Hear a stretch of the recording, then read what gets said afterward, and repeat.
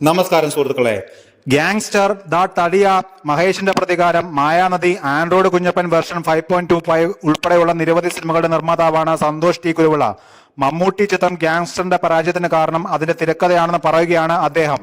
എങ്കിലും സിനിമ മൊത്തത്തിൽ മോശമാണെന്ന് താൻ ഇപ്പോഴും വിശ്വസിക്കുന്നില്ലെന്നും സന്തോഷ് ടി കുരുവിള കൂട്ടിച്ചേർത്തു. ഒരു ഓൺലൈൻ മാധ്യമത്തിൽ നൽകിയ അഭിമുഖത്തിലാണ് അദ്ദേഹം ഗ്യാങ്സ്റ്ററിനെ പറ്റി സംസാരിച്ചത്. ഗ്യാങ്സ്റ്റർ എന്റെ രണ്ടാമത്തെ സിനിമയായിരുന്നു. കാക്കനാട്ടെ ഫ്ളാറ്റിൽ ഇരുന്നാണ് ഈ സിനിമയുടെ സ്ക്രിപ്റ്റ് എഴുതിയത്. അതെഴുതിയ ആളുകൾ ഏറ്റവും കൂടുതൽ കാലം ഇരുന്ന് എഴുതിയ സ്ക്രിപ്റ്റാണത്. പക്ഷേ ആ സിനിമ പരാജയപ്പെടാൻ കാരണം അതിന് നല്ലൊരു സ്ക്രിപ്റ്റ് ഇല്ല എന്ന് തന്നെയായിരുന്നു. അഹമ്മദ് സിദ്ദിഖ്, അഭിലാഷ് എന്നിവരായിരുന്നു അതിന്റെ റൈറ്റേഴ്സ്. അന്ന് ഓരോ തവണ ഗൾഫിൽ നിന്ന് വരുമ്പോൾ കേൾക്കുന്ന കഥയല്ല ഞാൻ അടുത്ത തവണ വരുമ്പോൾ കേട്ടിരുന്നത്. ആ സിനിമയുടെ ഷൂട്ടിംഗ് ഇന്നും എനിക്ക് ഓർമ്മയുണ്ട്. ഷൂട്ടിംഗ് സെറ്റിൽ എപ്പോഴും ഓരോരുത്തരും ഇന്ന് എന്നെയാണോ കൊല്ലാൻ പോകുന്നത്, ഇന്ന് ആരാണ് വെടിവെക്കാൻ പോകുന്നത്, ആരാണ് ഇന്ന് മരിക്കുന്നത് എന്നൊക്കെ ചോദിക്കുമായിരുന്നു. സ്ക്രിപ്റ്റ് വളരെ മോശമാണ്, പക്ഷേ സിനിമ മൊത്തത്തിൽ മോശമാണെന്ന് ഞാൻ ഇപ്പോഴും വിശ്വസിക്കുന്നില്ല.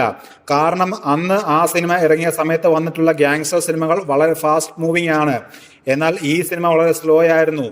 പിന്നെ ഈ സിനിമയിലെ ആക്ഷൻ സീനുകൾ ആനിമേഷനായാണ് ചെയ്തത്, സന്തോഷ് ടി കുരുവിള പറഞ്ഞു. മിഥുൻ മാനുവൽ തോമസിന്റെ തിരക്കഥയിൽ മെഗാസ്റ്റാർ മമ്മൂട്ടിയെ നായകനാക്കി വൈശാഖ് സംവിധാനം ചെയ്യുന്ന മാസ് ആക്ഷൻ കോമഡി ചിത്രം ടർബോയുടെ റിലീസ് ഡേറ്റ് വിഷു ദിനത്തിൽ പുറത്തുവിട്ടു. ചിത്രം ജൂൺ 13 തിയേറ്ററിലെത്തും. മമ്മൂട്ടി കമ്പനിയുടെ ബാനറിൽ നിർമ്മിക്കുന്ന ഈ സിനിമ വമ്പൻ ബഡ്ജറ്റിലാണ് ഒരുങ്ങുന്നത്. ചിത്രത്തിന്റെ ഡിസ്ട്രിബ്യൂഷൻ വെയർഫെയർ ഫിലിംസും ഓവർസീസ് ഡിസ്ട്രിബ്യൂഷൻ ട്രൂത്ത് ഗ്ലോബൽ ഫിലിംസുമാണ്. മമ്മൂട്ടി കമ്പനിയുടെ ബാനറിൽ നിർമ്മിക്കുന്ന 5ാമത്തെ സിനിമയാണ് ടർബോ. ചിത്രത്തിൽ ടർബോ ജോസ് എന്ന കഥാപാത്രത്തെയാണ് മമ്മൂട്ടി അവതരിപ്പിക്കുന്നത്. സിനിമയുടെ ഫസ്റ്റ് ലുക്കും സെക്കൻഡ് ലുക്കും കണ്ടപ്പോൾ മുതലേ മമ്മൂട്ടിയുടെ പുതിയ ഗെറ്റപ്പ് ആരാധകർ ഏറ്റെടുത്തിട്ടുണ്ട്. കന്നഡ താരം രാജ് ബി ഷെട്ടിയും തെലുങ്ക് താരം സുനിലുമാണ് മറ്റ് പ്രധാന വേഷങ്ങളിലെത്തുന്നത്. ആക്ഷൻ രംഗങ്ങൾക്ക് ഏറെ പ്രാധാന്യം നൽകിയാണ് ചിത്രം ഒരുങ്ങുന്നത്. വിയറ്റ്നാം ഫൈറ്റേഴ്സ് ആണ് ചിത്രത്തിലെ ആക്ഷൻ രംഗങ്ങൾ കൈകാര്യം ചെയ്യുന്നത്. ചിത്രത്തിന്റെ പശ്ചാത്തല സംഗീതം ഒരുക്കുന്നത് ക്രിസ്റ്റോ സേവിയറും ടീമും ചേർന്നാണ്.